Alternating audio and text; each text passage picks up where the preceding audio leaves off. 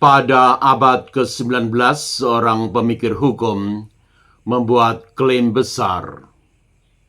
Masyarakat bergerak dari status menuju kontrak. Artinya, dari identitas yang ditentukan sejak lahir menuju kebebasan untuk memilih hubungan hukum sendiri. Nama pemikir itu adalah Henry Maine. Namun hari ini kita mulai bertanya, apakah kita benar-benar hidup dalam dunia kontrak, atau kita sedang diam-diam kembali ke status? Teorisasi hukum.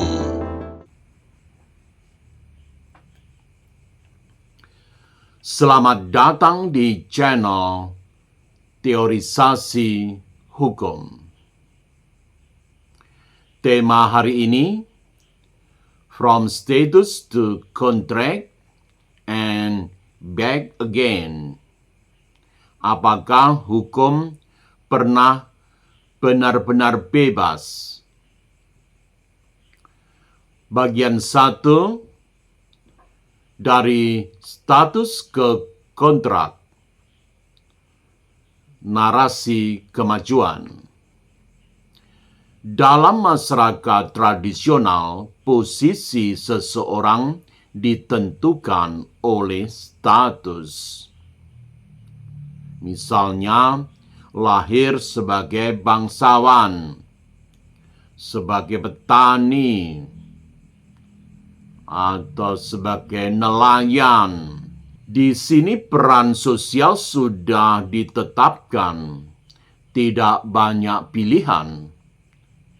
Namun dalam masyarakat modern, kontrak menjadi pusat.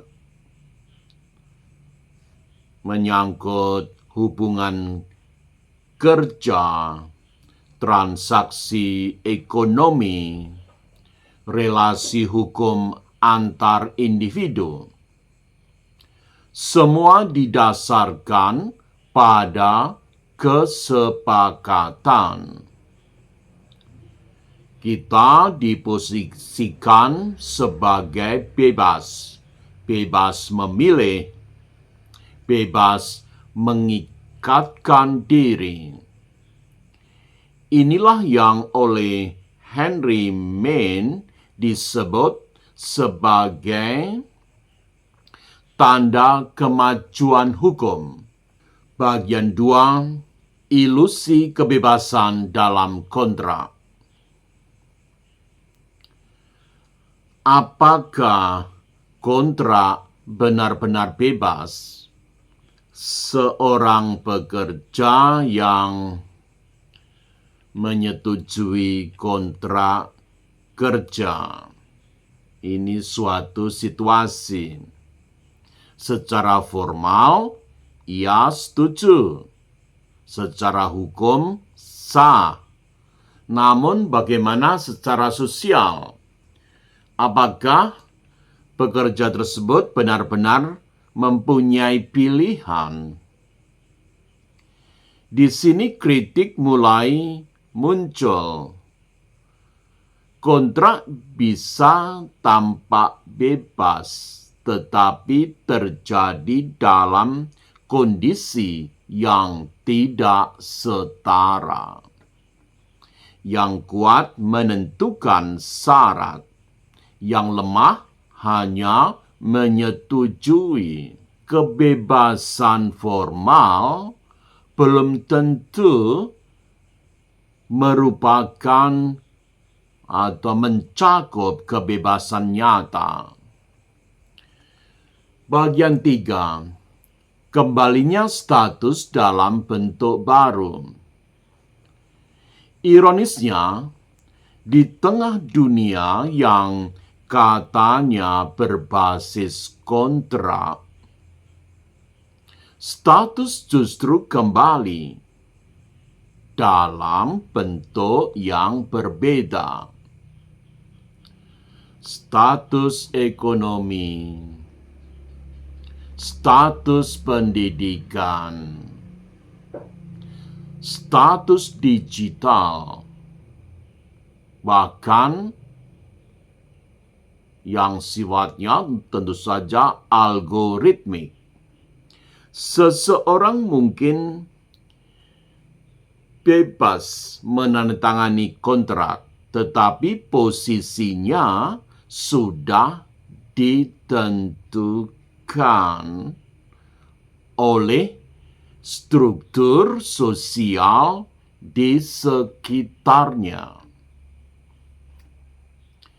Dalam prakteknya, tidak semua orang benar-benar bebas memilih. Banyak yang hanya memilih dari pilihan yang terbatas. Disinilah muncul gagasan kita tidak sepenuhnya meninggalkan status. Kita hanya mengubah bentuknya, maksudnya bentuk status itu. Bagian 4, perspektif kritis. Siapa diuntungkan? Pendekatan kritis dalam teori hukum mengajak kita melihat lebih jauh. Apakah sistem kontrak benar-benar netral? Atau sistem kontrak justru memperkuat ketimpangan? Ketika perusahaan besar dan individu kecil menandatangani kontrak yang sama, apakah posisi mereka benar-benar setara? Di sini kontrak bisa menjadi alat legitimasi. Ketimpangan terlihat sah karena disepakati. Bagian 5, dunia modern, kontrak atau kontrol. Di era digital, pertanyaan ini semakin relevan. Terms and conditions. Klik agree.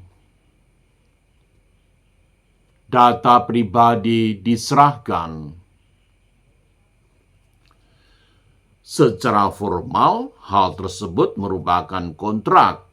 Secara praktis, hampir tidak ada negosiasi dalam kontrak tersebut. Apakah ini kebebasan atau bentuk baru dari status di mana posisi kita ditentukan oleh sistem yang lebih besar? Bagian 6, apakah kita kembali ke status? Kita tidak benar-benar kembali ke masa lalu, tentu saja. Namun kita juga tidak sepenuhnya hidup dalam dunia kontrak yang bebas. Kita berada di antara keduanya. Kontrak memberi ilusi kebebasan. Status membatasi pilihan secara diam-diam. Hukum menjadi ruang di mana keduanya bertemu. Bagian 7, penutup reflektif. Pertanyaan terbesar bukanlah apakah kita sudah bergerak dari status ke kontra, melainkan seberapa bebas kita dalam kontrak yang kita buat. Jika pilihan kita dibatasi, maka kebebasan itu hanya tampak di permukaan. Pesan penutup. From status to contract merupakan pandangan tentang kemajuan. Namun, saat ini masih ditambah and back again yang merupakan pengingat bahwa hukum tidak pernah benar-benar membebaskan kita sepenuhnya. Hukum di sini dalam posisi mengubah cara kita terikat. Terima kasih.